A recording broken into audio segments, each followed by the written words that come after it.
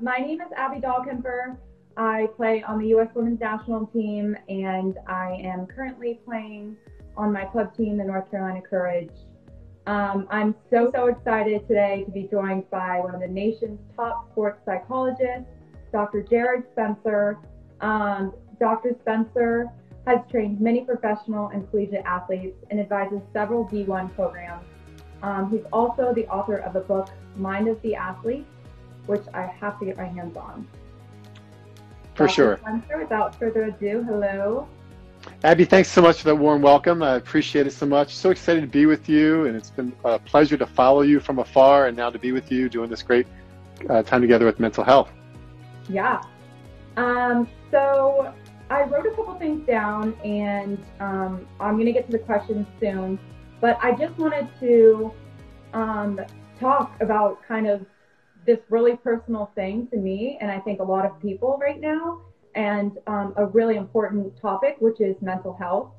The past 6 months have taken a real toll on mental health, heightened levels of stress, as we all know. I'm sure Dr. Spencer, you have felt as well. And worry have become part of our new normal, it seems. And if you're feeling this way, people that are on Instagram Live, just know that you're not alone. Optimum Nutrition actually just did a recent survey to get a sense of the wellness during this time. And they found that 2/3 of the Americans are more stressed than they were before this pandemic. And about half of us aren't feeling like our usual selves, which I can definitely attest to. And as athletes, it's not always easy to open up about mental health and stress. So I just want to thank Optimum Nutrition for giving us this platform to talk about it freely and openly. So without further ado, before we get started, I do want to kind of ask our audience and our following right now to submit questions. What are you struggling with? How are you prioritizing your mental health? So please share your questions for me and Dr. Spencer in the comment section below so we can answer that. Sounds great. So, let's do this. Yeah. Dr. Spencer, throughout my career, I've noticed that I am at my best when I am playing freely and not thinking so much, but just more so like in the zone and reacting. Yeah.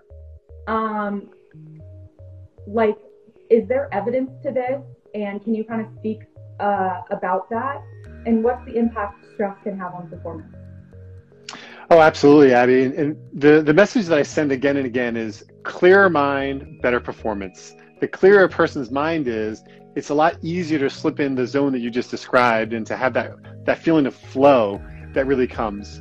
And this is really relevant to stress, as you mentioned, because one study out of England actually showed that it was perception of effort that was the limiting factor when it came to when an athlete might give up and give in. When they were doing a timed exhaustion test, what point do they give up and give in? It was perception of effort. Now, what's interesting is that perception of effort was most impacted by mental fatigue.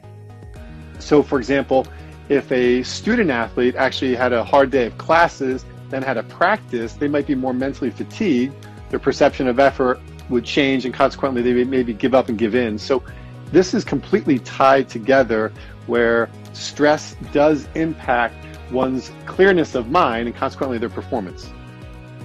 Yeah, I feel like even from this year, I feel like all of us have been so stressed and maybe a little bit more heightened stress. And I feel like that translates directly on the field for me, like being, in my head a lot and not in the flow, like you said, or in that zone. So I think that it's like so important, obviously, physically to warm up, to stretch, but also like to mentally like warm yourself up and be ready to compete and, kind of have this clear mind. Absolutely. As you mentioned, Abby, right now during a pandemic, there's a lot of anxiety, which is really fear of the unknown, or depression, which is hurt held inward. And so as everyone's going through a tough time, clearly their minds are not going to be at the place that they ideally would have been pre-pandemic. So we've got to do more work to clear it out. Yeah, definitely. This next question I have for you is, when I look back at the setbacks over the past 6 or 7 months, Right. the cancellation of the 2020 Olympics was one of the heaviest to deal with for me personally. Yeah. What advice do you have for the athletes and fans who are facing canceled season or events, and how can they clear their minds in the face of this adversity to prepare for the next season? Well, the word really is catharsis, and catharsis means a freeing of repressed emotion. And as athletes, as the way we deal with negative emotion a lot of times is to suck it up, don't whine, don't complain, just push through, almost pretend like it doesn't bother us, and that's toughness. And what I'm saying is that's actually not. Real toughness is being able to emote, of course, properly and in the right context, but being able to express that repressed emotion. And quite frankly, I think this is really where mental health has really stepped into the forefront, and people are finally saying, yeah, let's give mental health its due. And so in sports psychology, for example, especially with a licensed psychologist, you can really connect and have a private one-on-one conversation where you can cry, you can vent, you can grieve. And I really think that freeing of emotion, that repressed emotion coming out, is very healthy for long-term success. Because you're either going to get it out now, or an athlete, a lot of times, it's really sad, can be stuck in a moment that they just never can get out of. And I think we all know people like that, who are just kind of stuck in that moment. So as best we can, really let's talk it out. Yeah. Yeah. I mean, I think, like, hearing you answer that question, I think of, Dak Prescott, that recently just came out and, opened up about the Right. importance of mental health. And Yeah. I feel like, some may say that can be seen as vulnerable and weak, but I think, in reality, it really just shows his mental toughness and his strength and, his ability to be vulnerable so people can see. Abby, I love that you just kind of highlighted Dak and just really redefined toughness again for people to say, look, if Dak's coming out and saying this, that's toughness, not sucking it up. That's actually toughness. Yeah. And I think too, like, another important thing is, obviously as athletes and, even when you're working out, you're always striving to train to get better. Where Right. I think that mentally, I think it's so important for you to, train your mind just as much as your physical ability. Well, obviously, this, being at the highest level of your sport, that it's really more about the 6 inches between your ears as you get higher and higher in the levels. And so absolutely, quite frankly, if an athlete's not training the mind, then they're actually doing a disservice to themselves because their competitors are likely doing it. Yeah, like there is just such a minor difference between you and the next player, like you said, moving through, the levels that, it is going to take that little bit of an edge, and doing everything you can to, prepare yourself physically and mentally to be your best. Absolutely. So one last question I have for you. What about for someone who's not a traditional athlete but has maybe fallen off their fitness routine in recent months, or is looking to renew their focus in fitness and nutrition, or someone who may be staying with their diet and exercise program but is struggling because of external stressors? Well, I think that first, and speaking candidly from my own personal experience, I feel like the times that I'm not really motivated to get after it, the truth is I'm probably struggling with a little depression, maybe a little anxiety, might be in a little bit of a funk, and I just don't really feel motivated. And I think in those situations, it's okay to go with that for a little while. But if it's persistent, then we really got to get after that, because obviously it is important to sweat every day. So I do think that the simple steps of just getting outside and walking, that's the first one. And so it may not be a hard workout, but it may just be like an introspective walk by yourself, maybe in nature, to kind of clear your head a little bit, really think things through. Sometimes we do our best thinking when we're out there walking.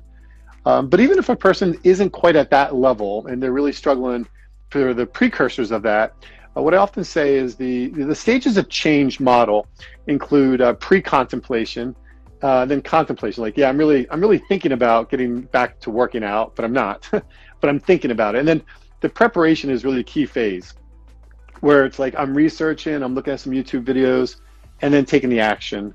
And again, speaking candidly, during this pandemic, I reached a point where I was like, I'm just a little bored with my workouts and need a little something different. So I actually picked up yoga as a new hobby, and it's been fun. I contemplated it and then started researching, and it's been fun just to watch different instructors and learn from them. So really kind of maybe coming up with something fresh and new that you haven't done is another great way to get off the couch and really get back into that fitness routine. Yeah, I completely agree. I actually love yoga, so that's like awesome that you're doing it. Um, I think, for me, like cross training when I can is like really fun for me, because, it is easy to be like, wow, I have another day of practice, another day of practice. So layering in something new is like Right. so helpful for me. And I also think like it's important to kind of fall into a routine, whether it just be like, okay, well, I want to work out every day. How does that look? I can, walk one day. I can do yoga one day. So making sure that you, make time for yourself and be like, okay, this is going to be my workout slot. Whatever your workout slot may look like, it makes it easier for you to like have access to like actually do the action, like you were saying, not just think about it or look it up. Abby, I love hearing your answer, and I actually want to flip the script now on you, and I want to start asking you some questions. I know the people that are watching this also want to hear from you. Like, let's kind of get into your bag of tricks and hear a little bit about what you do. So, for example, just one quick thing is, how do you clear your mind? What are some things that you tend to do? Yeah, I think, being able to, for me, I think personally, being able to like fall back on preparation is really, really big for me. So, feeling like I'm ready and prepared is important. So, let's say if I make a mistake or I'm going into a game, I can be like, staying focused in the moment. I've done this before. Mistakes are going to happen, but it's okay. It's kind of like how you respond to that, which is the most important. And I think, really trying to find the zone or like, that feeling of being like, I'm not really thinking too much and just being. And, like I said, mistakes are kind of inevitable, but it's like how you respond to adversity, which is like the most important thing, and which like can separate someone who's good and someone who's great. And it's definitely like taken a while for me to, realize that and to work on it. And so I think that that's really important. And I think, not even like in sports or like soccer in general, but like life is hard, and we've obviously realized that in 2020. So I think just being able to be adaptable. Yeah, let's talk about that adaptability, and specifically like before a game. I know there's probably a lot of people that are listening, and maybe they or maybe even some young high school girls playing soccer again this fall, and they're like, hey, I'm a little nervous and I'm anxious before a game. Like, how do you stay grounded? How do you stay focused? What do you do like pre-game? Yeah, pregame, I like to really like keep it lighthearted and like enjoy myself and like just be free. So I think, being around my teammates is really important to me.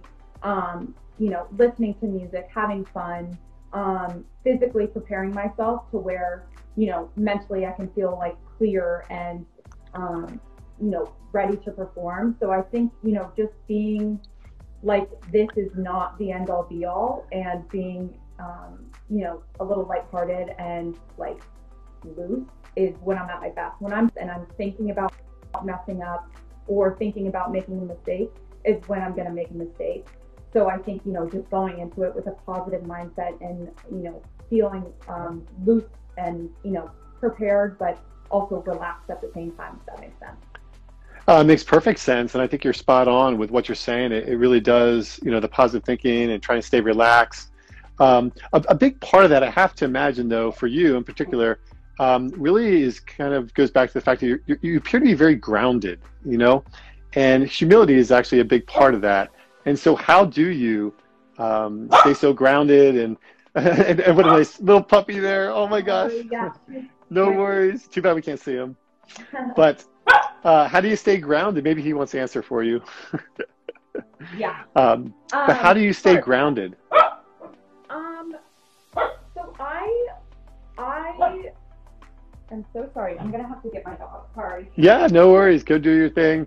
It's it's kind of appropriate. We're talking about, interruptions and anxiety and stressors, and of course, even, being on the soccer field is a big deal. But, even just trying to do an Instagram live, there could be a monkey wrench thrown into things where you got to make adjustments on the fly.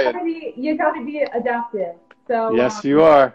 you gotta be adaptive. So I am so sorry. Can you repeat that question? Yeah, we're just talking about how being grounded and being humble, amongst all Yeah. the fame and success you've had. How do you stay that way? Yeah. I think that like it's really important for me to like never be satisfied. And I think that like me being like, okay, I want to get to like be the best player that I'm capable of being. And I think that that's like important to like always strive to get better. I feel like naturally I've always been like kind of grounded and, never like, I wouldn't say like cocky at all. Like if anything, I've had to like lean on my mom or my teammates to like help and support me and, instill that confidence in me. So I think, at the end of the day, like it's a good and it's a bad thing to, like be like, I'm not never satisfied, but at the same time, be my own biggest fan in a sense that like be easy on myself and cheer myself up and, be like, you are good enough. You've practiced, you've put in the work mentally and physically. So I think all that is just like really important and like helpful for me. Yeah, I especially love the self-encouragement you talked about there. That's really valuable. And I can imagine that came out of a place of great suffering. And of course, I'd love to go to that topic that, so many of your fans know a lot about, but, you really struggled with a pretty significant medical condition and infection. And we've heard a lot about it from different angles, but I really kind of want to touch on the mental part of it. Can you tell us a little bit about what that must have been like for you? And maybe more importantly, what are some of the key life lessons that you've taken forward from a mental health perspective? Yeah. It was such a humbling and like really scary incident that happened. And, first and foremost, I was just kind of like thankful for my body and like thankful for like my health. Obviously like health is so important and like during this time, we're in a pandemic. So I think it's, really important to be like, wow, I'm thankful for, my body and everything it does. And I really want to, put my health first, which I think everyone should be doing at this point. I also, going through that injury, I was like scared almost. I was like, I don't know if I'm going to be, the same player as I was. So I had like doubts and worries and was like really nervous about that. So, and I think that that's kind of natural with like any injury as an athlete. You're never like sure if like you're going to come back the same or not, So I think, mentally you have to come back from an injury just as much as physically. Yeah, I love what you said. 2 points there. One, again, about valuing your health. That's a big reason why you and I both value optimal nutrition so much and why we're doing this. And then the other part you mentioned was the attitude of gratitude, about being more grateful coming out of that experience. And of course, that does tie into what's happening for your season coming up next year, the games. And so my last question for you is, how are you balancing all of this uncertainty right now? And what does that look like for you as you try to project into the future here for next season? Yeah, I love that question. I just wanted to like kind of like follow up on that, what you said. Like I love the word gratitude. I feel I was reading something somewhere and like it said gratitude like equals happiness. So I think it's so important to like find little things that like make you happy and make you something that you're grateful for, being like, oh Yeah. my gosh, I'm so thankful that I Yeah. woke up, you know, feeling good. I got 7, 8, 9 hours of rest. Like, I'm thankful for this coffee in the morning. All these little things that add up to like being like, I'm okay, I'm good, and you know, I'm happy with where I'm at. I love that. I know you can see it obviously in your eyes, and you know you can feel from your heart. You know that's very genuine, and certainly coming out of something like you did, that gratitude is very real. Yeah. Yeah. So returning to season obviously has been like really challenging this year. Yeah. There was like in the beginning of the year, you know, I was with the national team a lot. We were like in camp more than we were out of camp. Right. And like it was really, you know, physically and like mentally taxing because we were getting ready for the Olympics, which, Right. you know, in hindsight, we didn't know that it like wasn't happening. But you know, so then I kind of had like a little bit of a break, and then we like started up again with the North Carolina Courage, my end of yourself team. So it's been really hard to like mentally stay in it, and I feel like I definitely experienced like a little bit of like not a lot of confidence, and I think that definitely has, you know, to do with, you know, the times that we're having right now and the uncertainty of the world and the pandemic and everything involved in that. I'm sure, I mean, you're feeling the effects at work as well.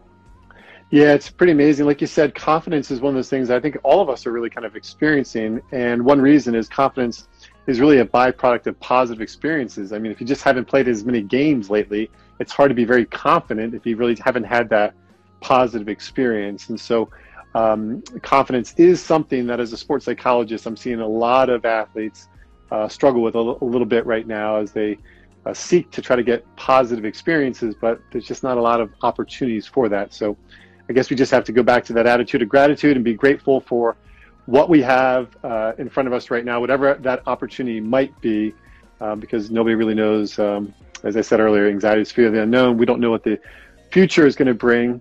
I do know what the future is going to bring, though, for this Instagram Live. We're actually going to be shifting gears now to taking some questions. We've got a few minutes here at the end. So I want to turn it over to you, and let's take some questions. Yeah, so there was some really good questions. Let's see. So the first question I have is, I guess this is for me, have you been training more or less since COVID started, and have been taking time to examine what you've been thinking about soccer lately?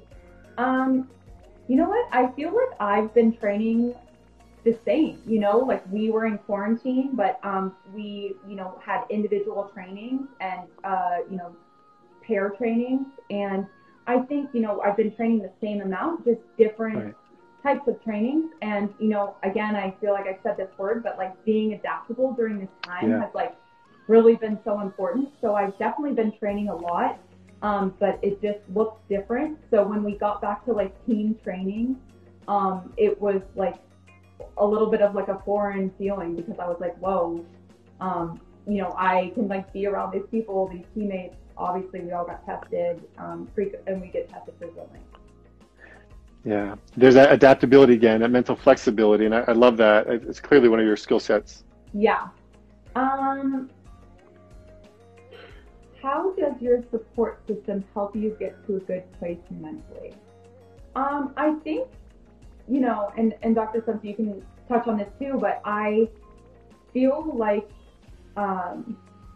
you know, as I've gotten older, I've really realized the people, you know, that mean the most to me.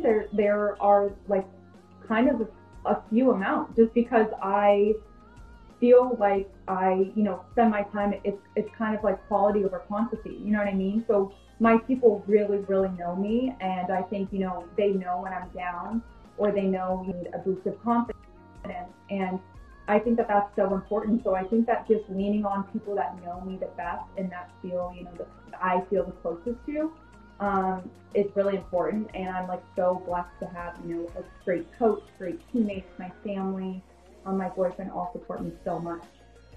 You know, isn't it really key, Abby, that, you know, that support system, and it's really about the emotional support, isn't it? Yeah. And it's also about the people that love you and accept you unconditionally for who we are as individuals, as people, not who we are publicly and that persona. That's one part of what we all do, but that support system with that base, it's like, you know, you're annoying, you're an idiot, you're goofy and dorky at times, but we still love you anyway, and we can speak candidly into your life. And so I think for everybody, this pandemic has been a great opportunity to kind of redefine that base for who's really for us and who's really not just for us and what we do, but really for us emotionally. And that's really the essence of support. And like truly want, you know, the best for each other. Right. And I think that that's important too. You know, I think the people that you're closest with and trust, I think trust is a huge thing. Huge. To be able to, you know, fully be vulnerable with someone. So Dr. Spencer, I have a question for you. Someone asked, I would like to do what you do as a profession. How many years did it take you to go to college, and what is your favorite thing about the profession? Great question. Okay, so if you want to be a doctoral level licensed psychologist, for me it was 13 years. So it's 4 years college, 2 years of a master's, 3 years of a doctorate, 1 year of a clinical internship, pre-doc, and then post-doc was 3 more years, licensed, then able to be on my own. So if you want, there's actually a YouTube video called So You Want to Be a Sports Psychologist. And so that video is something I created for people to get more specific information about this path. What I like about the most, I really love helping people make their dreams come true. And oftentimes it's that mental part that I really haven't developed that yet and taken a deep dive. And I love being that individual that can really help people with that last part and then see them thrive and receive theirs. And that's one of the greatest joys I get from this. Yeah, that's amazing. I like just kind of got chills being like, oh my gosh, you know, seeing people like achieve their dreams and, you know, like shoot for the stars and like, right. I think is like so important. And I think, you know, about like one of my like childhood dreams was to win a World Cup and like to feel like, you know, you've achieved that, whether it even be like a small goal, like, you know, wanting to get back into shape or anything, like it just feels so good. And it feels like weight off your shoulders being like, wow, I am so proud of myself and like can do that, you know? Yeah, that's a huge thing that I think we all love. And so it's awesome. So, okay, we have time for one more question, and this is for both of us. The question is, what does the team dynamic do for mental health? Is it important to have that group support? And how can we find it during pandemic time? That's a really good question. Do you want to take it first? Sure, I'll take it first. And I would say the word emotional intimacy, that really what bonds people together is suffering. And when people kind of tip their cards, you know, that's what's great about teams. You know, you bleed together, you experience pain together, you cry together, you train together. And then obviously in the pandemic, lots of teams are doing things via Zoom. But the more we can emotionally connect our hearts with one another, and we could just share our vulnerabilities, our weaknesses, our fears, our concerns, I think that's what brings emotional intimacy. And I think now more than ever during the pandemic, while we might not be able to have the same kind of physical training, we really can do a lot to emotionally bond. And that's the key to team unity, I believe, is emotional intimacy. Yeah, that's like literally nailed it on the head. Like I know I can speak, you know, on behalf of the women's national team and my club team. You know, we've really like connected through this time, and you know, I think being able to be like vulnerable with each other and to like you said, experience you know, suffering and adversity and really hard times together, but like know that, you know, we're all in it together and have each other's back is so important. Yeah, well said. Yeah. Well, Dr. Spencer, thank you so much. That's all the time we have today, but I just want to encourage you to continue to talk about mental health. I want to thank Optimum Nutrition for giving us this platform to, you know, talk about it and be vulnerable and express how we feel and know that, it's okay. And, I think that I hope you feel empowered and resilient in discussing your mental health. And Dr. Spencer, thank you again so much. Yes, truly pleasure. Thank you, Optimum Nutrition. Thank you, Abby. Really appreciate our time together. Thank you to the viewers who value mental health. I hope all of what we talked about can help you to have a clearer mind and better performances along your journey. Yeah, thank you so much. So tomorrow's going to be a really exciting day too, as we're covering all things fitness. Two of my favorite fitness gurus, Karina and Alex, are going to be taking you through a bodyweight workout that you can do literally anywhere. So that starts tomorrow morning at 9 a.m. Eastern Time, right here on Awesome Nutrition Live on their Instagram page. Or you can check out the full schedule on Awesome Nutrition's Instagram feed or awesomenutrition.com/BTB Live. So thank you so much, Dr. Spencer, again, and thank you everyone for tuning in. Our pleasure. All the best, everyone. Bye.